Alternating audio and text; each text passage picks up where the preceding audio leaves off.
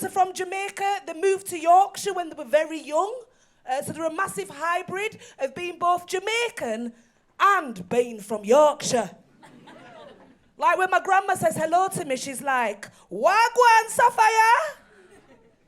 Are you all right, love?" My love life over the years, so it's progressed like bank cards. So back in the old days, I used to put it in, push all the right buttons and get what I wanted. And now it's completely contactless.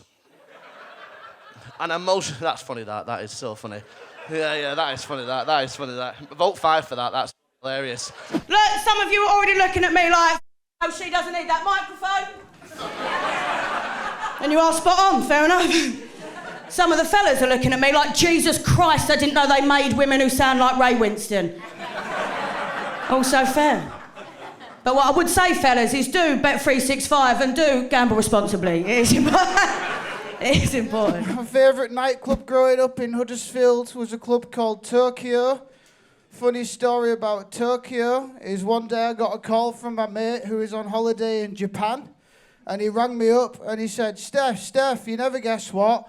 I'm on a night out in Tokyo and I've just been to a nightclub called Huddersfield. See my doctor recently about my depression because I'm mentally ill. I know I hide it so well. But, and he said that the best thing that he recommended in regards to my depression was to just lose weight. To just lose weight, I know exactly, like, oh, you're crying every day. Have you tried crying on a treadmill, you fat cow? Like, come on. And you know what? This is 100% true. The worst thing about it was a telephone appointment. It was a telephone appointment. But now I was talking to this guy on Hinge about my narcolepsy recently, and he says something really, really interesting. He goes, yo, you into that freaky, you like to dead guys, what the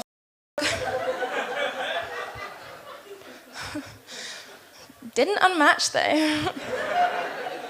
And to be honest, that is the kind of commitment I am looking for in my dating life. Like, I want a guy to want to die just for a chance to sleep with me.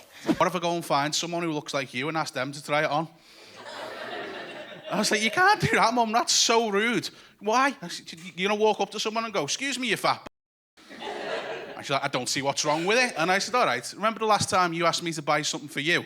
Imagine if I did that, walked up to the first woman in the supermarket and went, excuse me, love, you look like you're having a rough menopause.